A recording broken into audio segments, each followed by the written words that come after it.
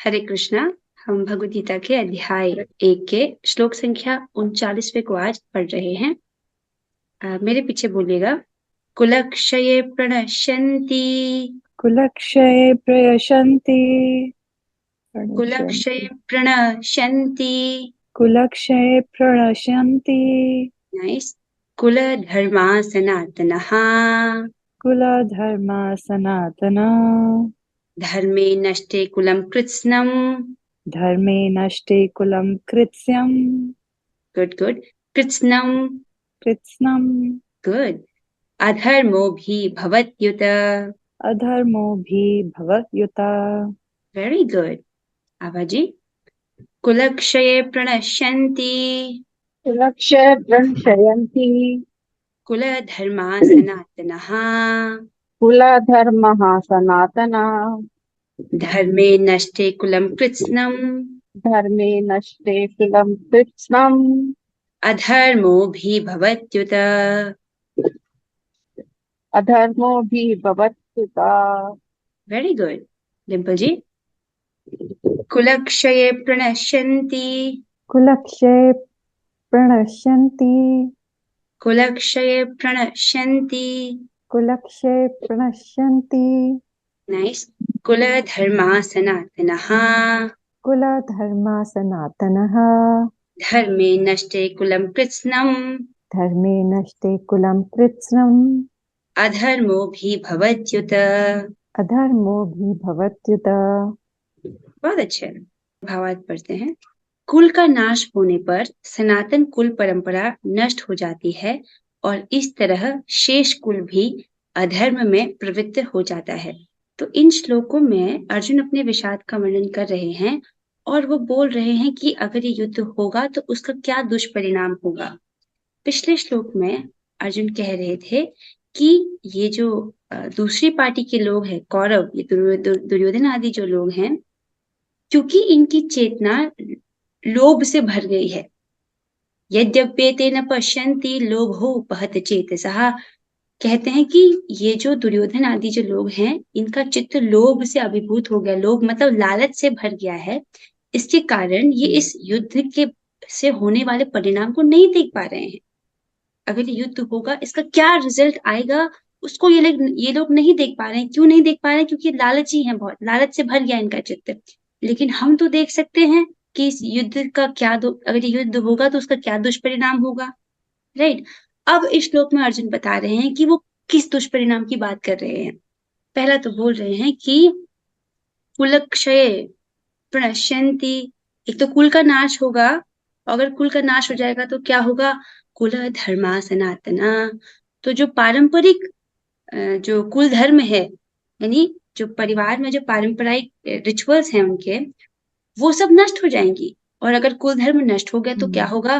धर्मे नष्टे कुलम कृष्णम। अगर कुल धर्म ही नष्ट हो जाएगा तो कृष्णम मतलब संपूर्ण। अधर्मो भी भवत्युत, तो संपूर्ण कुल में जो अधर्म है वो व्याप्त हो जाएगा। मतलब पूरे के पूरे कुल को अधर्म ग्रसित कर लेगा। ग्रसित मतलब समझते हो? जैसे कोई बीमारी होती है, बीमारी के कारण कोई बीमारी उस व्यक्ति को खा जाती है, पूरा का पूरा शरीर को ग्रसित कर लेती है कोई बीमारी। उसी प्रकार बोल रहे हैं, अगर कुल धर्म नष्ट हो जाता है तो पूरा का पूरा जो पीढ़ी है, पूरा कुल है, वो अधर्म से ग्रसित हो जाता है। अर्थात ऐसा एक भी व्यक्ति नहीं बचेगा पूरे कुल में जो अधर्म के प्रभाव में ना आया हो। राइट, पूरे कुल में अधर्म फैल जाएगा, ऐसा अर्जुन कह रहे हैं। आप समझिए कि हम अपने जीवन में बहुत सारी बातें अपने वरिष्ठ जनों से सीखते हैं, जो हमसे उम्र में बड़े हैं उनसे सीखते हैं। सारी बातें किताबों से सीखना संभव नहीं है। राइट। बहुत सारी बातें हमको मम्मी सिखाती हैं, हमारे पिताजी सिखाते हैं, दादा दादी से सीखते हैं। जो बड़े बुजुर्ग होते हैं अपने अनुभव से हमको बहुत कुछ सिखाते हैं। ठीक है।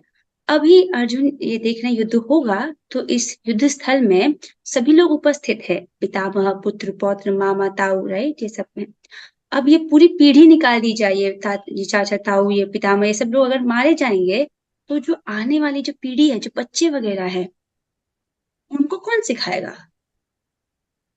इस प्रकार युद्ध होगा, पूरा कुल आपस में लड़ मरेगा। आने वाली पीढ़ी को धर्म क्या है, अधर्म क्या है, ये सिखाने वाला कोई नहीं होगा। राइट। अब बच्चों को पता ना हो कि गलत क्या है सही क्या है, तो वो क्या करेंगे? तो कहाँ वो गलत के रास्ते में ही चले जाएंगे ना, अगर उनको कोई बताने वाला नहीं कि सही रास्ता क्या है। तो इस प्रकार क्या होगा, पूरा का पूरा जो आने वाली पीढ़ी है वो कहाँ चले जाएगी? गलत रास्ते पे चले जाएगी, अधर्म के रास्ते पर चली जाएगी। ऐसा अर्जुन अभी देख पा रहे हैं, इसलिए कह रहे हैं युद्ध होगा तो क्या होगा?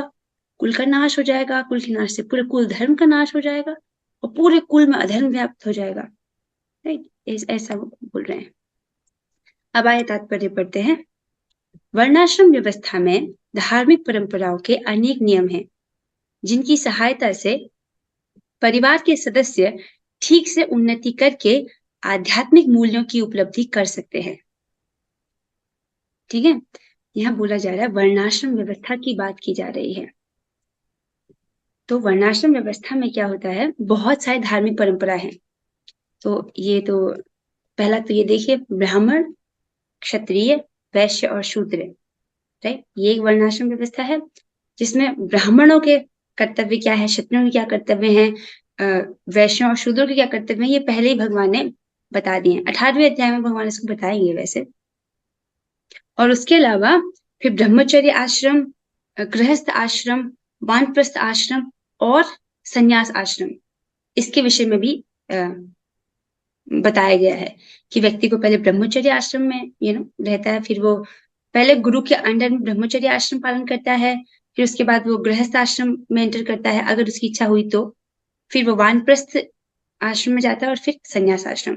इस प्रकार से बहुत सारे नियम हैं। ठीक है, अब ये सब नियम क्यों हैं, ऐसे फ्री क्यों नहीं छोड़ दिया गया है? इतने सारे नियम बनाने की क्या जरूरत है? क्योंकि देखिए, ये वर्णाश्रम व्यवस्था बनाई इसलिए गई है ताकि जो जीवात्मा है उसकी जो चेतना है वो क्रमशः शुद्ध हो जाए। ये सारा प्रोसेस है ताकि चेतना शुद्ध हो। राइट, और जो सुख का अनुभव होता है ना, जिसकी जितनी ज्यादा शुद्ध चेतना है वो उतना ही ज्यादा सुख का अनुभव करता है। फॉर एग्जाम्पल, अगर हम एक सुअर का एग्जाम्पल देखें तो सुअर की चेतना बहुत निम्न है, बहुत नीचे है। उसको मल खाने में यानी स्टूल खाने में भी उसको आनंद आता है, जबकि वो भी वही जीवात्मा है, वो भी भगवान का उतना ही अंश है जितने हम हैं। लेकिन उस सुअर के शरीर में इतना अभिनिवेश है, इतना अब्जॉर्प्शन है कि वो मल खाने में ही आनंद का अनुभव कर रहा है। ये क्या दर्शाता है? सुअर की चेतना बहुत निम्न है। वही एक इंसान, राइट, उसके लिए सुख मतलब वो कितनी वैरायटी के व्यंजन खाता है ना, उसकी चेतना उन्नत है सुअर से। You can see the difference, right. तो जितना ज्यादा अधिक अधिक चेतना है व्यक्ति, उतना ही ज्यादा अधिक सुख का अनुभव करता है। ठीक है, तो ये सारी और जीवात्मा तो चाहता ही क्या है? असीमित सुख चाहता है। तो ये सारी व्यवस्था है कि उसकी जो चेतना है वो क्रमशः शुद्ध हो ताकि वो भगवान को प्राप्त कर सके। राइट, अपने आत्म साक्षात्कार के पथ पर आगे बढ़े और उसको भगवत साक्षात्कार प्राप्त हो। और जब भगवान मिलेगा तभी तो भगवान मिलेंगे, तभी तो उसको असीमित आनंद मिलेगा। परिवार में जन्म से लेकर मृत्यु तक के सारे संस्कारों के लिए वयोवृद्ध लोग उत्तरदायी होते हैं, किंतु इन वयोवृद्धों की मृत्यु के पश्चात संस्कार संबंधी पारिवारिक परंपराएं रुक जाती हैं और परिवार में जो तरुण सदस्य बचे रहते हैं वे अधर्ममय व्यसनों में प्रवृत्त होने से मुक्ति लाभ से वंचित रह सकते हैं। बहुत गंभीर बात बोली जा रही है। तो ये वर्णाश्रम जो व्यवस्था है, वैदिक कल्चर में इसको बहुत सीरियसली इसका पालन किया जाता था। राइट, जो गृहस्थ आश्रम है वो गृहस्थ आश्रम के नियमों का बहुत ही दृढ़ता से पालन करते थे। जो ब्रह्मचर्य आश्रम में है वो भी उनका दृढ़ता से पालन करते थे। तो जिसके जो जो कर्तव्य हैं पहले से निहित हैं, राइट, उनका बहुत स्ट्रिक्टली पालन करते थे, क्योंकि वो जानते हैं इस प्रकार से उनका शुद्धिकरण हो रहा है। अब क्या है कि अगर घर में वयोवृद्ध नहीं होंगे तो बच्चों को ये सिखाएगा कौन?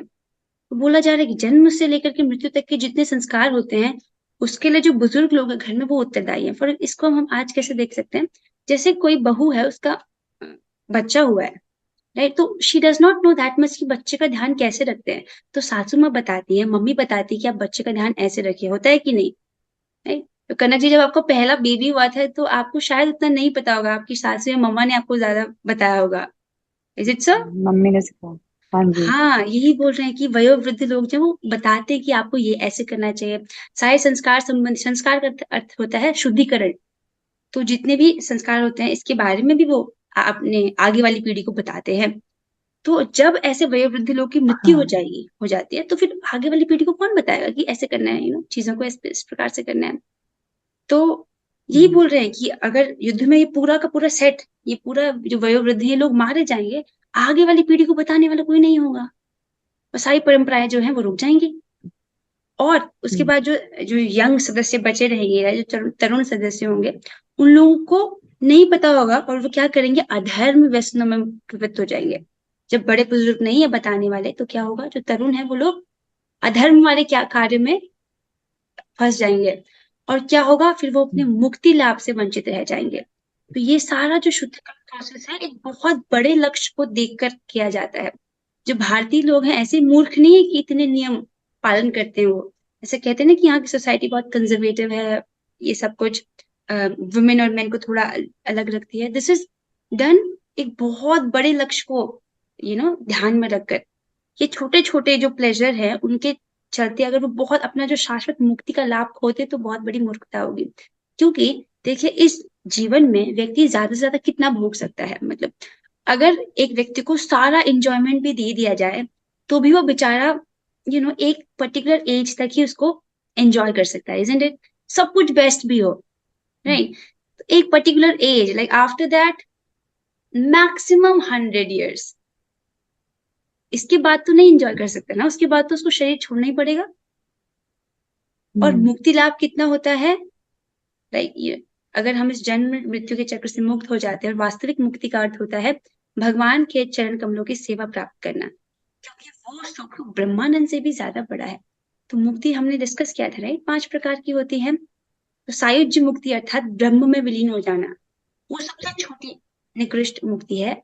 और उसके अलावा 4 वैष्णव मुक्तियां होती हैं, ठीक है? तो वास्तविक मुक्ति होती है जीवात्मा के लिए, जो आनंदमय मुक्ति है, वो भगवान के चरण की सेवा प्राप्त करना है, राइट? और वो जो होती है वो शाश्वत लाभ देती है। एक बार आपको प्राप्त हो गई, फिर this is for unlimited time, not 1 year, not 100 years, not 1000, not 1 billion years, no for unlimited years, there is no trouble and you are full of bliss। तो छोटे छोटे प्लेजर के लिए जो व्यक्ति सिर्फ मैक्सिमम 100 साल के लिए भोग सकता है, उसके कारण अगर वो अपना अनलिमिटेड बेनिफिट छोड़ दे, तो वो मूर्खता है। ये बात वैदिक कल्चर में, मतलब दिस इज लाइक, ये गाड़ के बताई जाती है। तो इसलिए बहुत कड़े नियम होते हैं। अतः किसी भी कारणवश परिवार के वयोवृद्धों का वध नहीं होना चाहिए। तो अर्जुन ये बोल रहे हैं कि चाहे कुछ भी हो जाए, जो वयोवृद्ध है उनका वध नहीं होना चाहिए। अगर ऐसा होगा तो आगे वाली पीढ़ी अधर्म में ही चली जाएगी। इसलिए वो आर्गुमेंट देते कि देयरफॉर हमको ये युद्ध नहीं करना चाहिए। अभी अर्जुन और बातें बोलेंगे जिनको हम आने वाले श्लोकों में पढ़ेंगे। तो ये टीका तो यहीं तक है। कुछ प्रश्न है तो आप पूछ सकते हैं,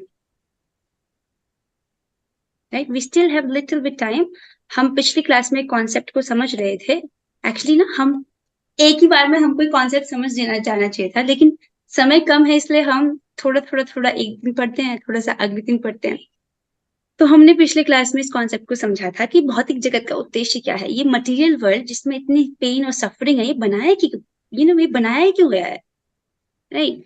तो हम जान रहे थे कि इस सब का एक उद्देश्य है कि हमको भगवत धाम जाने का अवसर देना, राइट? हम यहाँ वैसे दुख में सड़ रहे हैं, और एक मौका देना जिससे हमारी जो चेतना है वो शुद्ध हो। क्योंकि अगर चेतना अशुद्ध होगी, तो हमको बुरी चीजों में ही हमारा टेस्ट होगा। चेतना जितनी पवित्र होगी, उतना ज्यादा आपका यहाँ पर नेचुरल इंक्लिनेशन होगा, राइट? जितना ज्यादा अगर चेतना दूषित है, तो मटेरियल चीजों की तरफ मन भागेगा, राइट? जैसे हमने सुअर का एग्जांपल देखा था ना, उसका बहुत दूषित चित्त है, उसको तो स्मेल खाने में भी आनंद आता है। यहाँ पर सीख रहे थे, हमने लास्ट में ये सीखा था कि जो व्यक्ति है, राइट, मृत्यु के समय पर उसकी जैसी भी चेतना है, उसने जीवन भर जो चेतना कमाई है, जैसी भी चेतना उसने जीवन भर कमाई है, वो चेतना अगले जीवन में कैरी फॉरवर्ड करता है। वो किसमें? अपने सूक्ष्म शरीर में। जैसे डिम्पल जी के लिए क्विक बता देती हूँ कि आत्मा है, उसके बाहर 2 कवरिंग है, सूक्ष्म शरीर की और स्थूल शरीर की, राइट? स्थूल शरीर क्या है? मन, ये जो बाहर का जो हमको दिखाई देता है, पृथ्वी, जल, वायु, अग्नि, आकाश, और सूक्ष्म शरीर जो हमको दिखाई नहीं देता, जो मन, बुद्धि, अहंकार से बना है, राइट। मृत्यु के समय बस जो बाहर का जो स्थूल शरीर है वो छूट जाता है, ये जो दिखाई देता है, लेकिन जो अंदर का शरीर है, लिंग शरीर भी उसे कहते हैं, वो आत्मा के बाहर रहता है। और उसी में ये जो चेतना है, जो जीवन भर कमाई है जीव ने, कॉन्शियसनेस, उसको वो अपने साथ कैरी फॉरवर्ड करता है नेक्स्ट लाइफ में, राइट। अब ये चेतना हम कमाते कैसे हैं? हम हमारे एक्शंस के द्वारा गुणों के संपर्क में आते हैं। लिसन अगेन, हम हमारे एक्शंस के द्वारा प्रकृति के 3 गुण, सतोगुण, रजोगुण या तमोगुण के प्रभाव में आते हैं, और जिस प्रकार का हम कर्म करते हैं उस प्रकार का गुण हम अर्जित करते हैं, राइट। समझ आ रही है? अगर कोई व्यक्ति हर दिन सुबह जल्दी उठता है, इसका मतलब वो सतोगुण का संपर्क कर रहा है, इसका मतलब उसकी चेतना में सतोगुण बढ़ रहा है, राइट। या अगर कोई व्यक्ति बहुत ज्यादा लेट्स से स्पाइसी खाना कर रहा है, राजसिक कार्य कर रहा है, एजिटेटेड है, दिन बहुत ज्यादा अनलिमिटेड इच्छाओं के पीछे भाग रहा है, you know, too many desires and running here and there, इसका मतलब उसका जो चित्त है उसमें रजोगुण व्याप्त है। रजोगुण व्यक्ति को चैन से नहीं बैठने देता, इसलिए जो बहुत बड़े बड़े बिजनेसमैन हैं उनको नींद नहीं आती है, क्योंकि रजोगुण से उनके चित्त में व्याप्त है। और तमोगुण का लक्षण है आलस। इफ यू, अगर व्यक्ति को लगे बहुत ज्यादा लेजीनेस है, मतलब चित्त में तमोगुण व्याप्त है, ठीक है। और जब हम मांस, मदिरा आदि चीजें खाते हैं, तो उससे अगर हम ऐसा एक्शन कर रहे हैं, मांस खाने का, मदिरा पीने का, लेट रात तक उठे हैं, तो हम तमोगुण का संपर्क कर रहे हैं, और इस प्रकार से हमारा तमोगुण बढ़ रहा है। तमोगुण बढ़ता है तो एकदम आलसी हो जाता है व्यक्ति और अज्ञान में डूब जाता है। तो इस प्रकार से अपने एक्शंस के माध्यम से हम जीवन भर चेतना को डेवलप, विकसित कर रहे हैं, ठीक है। और उसी प्रकार की चेतना हमारी अगले जीवन में कैरी फॉरवर्ड हो जाती है। अगर आप भक्ति करेंगे तो इससे क्या होता है, भक्ति इज लाइक, ये सब कुछ धो डालती है, जो भी आपके चेतना में ये जो इम्प्रेशंस हैं, सतोगुण, रजोगुण, तमोगुणी कार्यों के जो इम्प्रेशंस हैं, उनकी छाप पड़ी हुई है। भक्ति मतलब निर्गुण है, वो इस लाइक सोप, सब कुछ धो देती है वो। हरे कृष्ण महामंत्र क्या करता है, सब कुछ का मार्जिन कर देता है, पूरा चित्त, आपके चित्त को। उसमें श्लोक भी बहुत अच्छा है, चेतो दर्पण मार्जनम भव महादावाग्नि निर्वापणम श्रेयः कैरव चंद्रिका वितरणम विद्यावधु जीवनम। ये जो हरे कृष्ण महामंत्र है, ये क्या करता है, चित्त के दर्पण का मार्जन करता है, उसकी सफाई कर देता है। तो हमारे चित्त में चाहे कितनी भी गंदगी हो, कितने ही जन्मों की गंदगी हो, अगर हम हरे कृष्ण महामंत्र का जप करें, तो वो हमारे कितने भी पास्ट के कर्म का इंप्रेशन है उसको सबको साफ कर देता है, right. This is the beauty of Hare Krishna महामंत्र। तो हमें क्या करना है, हमें भक्ति करके अपनी कॉन्शियसनेस को प्योर करना है। वो एक्चुअली हमारा काम नहीं उसको प्योर करना है, वो ऑटोमेटिकली हो जाती है। हमें बस अपने एक्शन से, मन से, वाणी से और अपने एक्शन से भक्ति करनी है, बाकी काम अपने आप हो जाएगा, उसकी आप चिंता मत कीजिए, राइट। ये ज्ञान हो तो हम थोड़ा कॉन्शियस हो जाते हैं अपने एक्शंस के प्रति, राइट। हमने ये भी समझा था कि अगर हम सतोगुण कमाते हैं, रजोगुण कमाते हैं, तमोगुण कमाते हैं, तो क्या होगा। सतोगुण जिस व्यक्ति ने पूरे जीवन भर सतोगुणी चित्त विकसित किया है, उसको ऊपर की योनियों में, ऊपर के लोकों में भेजा जाता है। उसको ऊपर के लोक अर्थात ब्रह्मांड के ही लोकों में, जो हमने ब्रह्मलोक तक जो जाने थे वो, ठीक है, उसके ऊपर के लोकों में जाता है सतोगुणी व्यक्ति। रजोगुणी व्यक्ति पृथ्वी पर ही उसे कोई शरीर दे दिया जाता है, और तमोगुणी व्यक्ति को भगवान ही खुद कहते हैं ना, इसमें देखो, जो तमोगुण में स्थित है वे नीचे नरक लोगों को जाते हैं, ठीक है। तो we have to be very conscious कि तमोगुण का संपर्क ना करें। जब ये विवेक होगा, जब ये ज्ञान प्राप्त होगा व्यक्ति को, तो वो अपने कर्मों के प्रति कॉन्शियस होगा कि नहीं होगा। बी वेरी, मतलब हम सोचते कि इस एक्शन को कर लिया तो कोई प्राइस पे नहीं करना पड़ेगा, नहीं, there is a very big price that we will have to pay. जब हम ह्यूमन की फॉर्म में हैं तो हमको एक बहुत बड़ी इंटेलिजेंस दी गई है, हम उसका यूज ना करें और तमोगुण अर्जित करने में लगा दें तो बहुत बड़ा नुकसान हो जाएगा, isn't it? So we have to be very careful. So हम जान रहे थे कि हमको सतोगुण अर्जित करना है, राइट। तो जो पूरा जो वर्णाश्रम की जो पद्धति है, इसलिए तो किया गया है ताकि समाज में सतोगुण बढ़े। प्रॉब्लम इसलिए है, अगर पूरे हम्म। समाज में तमोगुणी और रजोगुणी लोग ज्यादा होंगे तो परेशानी बढ़ जाएगी। ये लोग संभालने से भी नहीं संभलेंगे। ये सब नियम इसलिए बनाए गए ताकि पूरा समाज सतोगुण की तरफ बढ़े। नहीं, जब पूरा समाज सतोगुण की तरफ होगी तो ऑटोमेटिकली पूरे समाज में शांति होगी। बट हमको अपने आप से शुरू करना है। We can change 1% that is ourselves.